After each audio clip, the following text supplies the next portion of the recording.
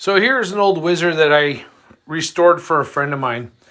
This was a running bike, but it had a lot of different issues. The seat wasn't correct, the grips weren't correct, lots of issues with the paint and mounting hardware, mounting brackets. There was a lot of homemade brackets and stuff. It looked good, from afar, but it really needed a complete going through.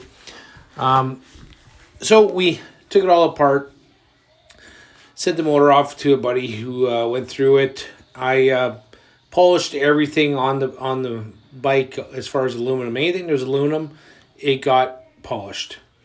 We sent off stuff to get powder coated, re-chromed everything. We had an issue with getting stainless spokes. That took about a year, believe it or not. Just couldn't source them out. Everyone was back ordered. And when we finally got them, we finally got them laced and assembled, put new tires on it. Just a lot of work, a lot of tedious work on this. One of the hardest things about this was without the wheels and the ability to kind of have the bike standing, I had to hang the bike up in the basement, like literally just hang it from the rafters so I could continue assembly. And this was kind of difficult because it would sway around and stuff. It wasn't the ideal. To say I wouldn't do another Whizzer is an understatement. I have no interest in it. Getting some of the parts were kind of difficult because a lot of the people who deal with Whizzers or sell parts, they do this on a part-time basis. There's no real shops, unlike a lot of Harleys or Indians that they're open during the day. So calling them, getting a hold of them was kind of difficult. Getting parts were kind of difficult. Some stuff just isn't available anymore. I found when I had an issue with one of the carburetors, I believe it was a jet that was stuck in there. No one even made jets anymore. There was a bunch of items in the carburetor that I had to make myself, as far as gaskets and stuff. I don't remember if the float was even available.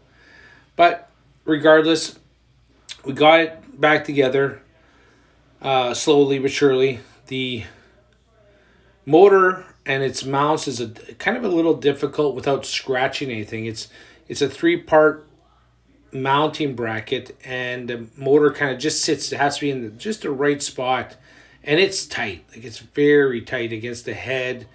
And never having done one of these before, I just didn't understand all the, how it all goes together. I'm not familiar. A friend of mine really wanted it done. I said I'd do it for him, and that's what we do. This is showing the bracket I made for the gas tanks out of just stainless and then polished. That polished piece is from that same material. There it is underneath the tank. So a lot of the brackets I had to, there was little strap steel. They didn't look good, so I made new stuff.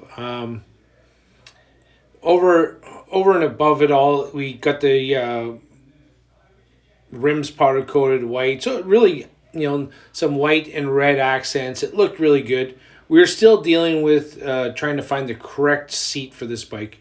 So even when I had finished it, we just put on, this generic black seat, but he was going to find something better. A lot of fitment issues with just how tight everything was, as far as the crank, how the belt, the exhaust, all this stuff had very little room to maneuver in, and it caused a lot of problems. Just the crank to the exhaust, the crank to this, but overall, I was happy with the end result. I'm happy it was gone. I do not want to do another one of these little bikes. It took a lot more effort than, to me, what it was worth. But this is what we've done in the past. We've done some of these bikes. But if you like this stuff, comment, subscribe, follow us. We are Save the Russ. This is what we do. This is who we are. Thanks again, and have a great day.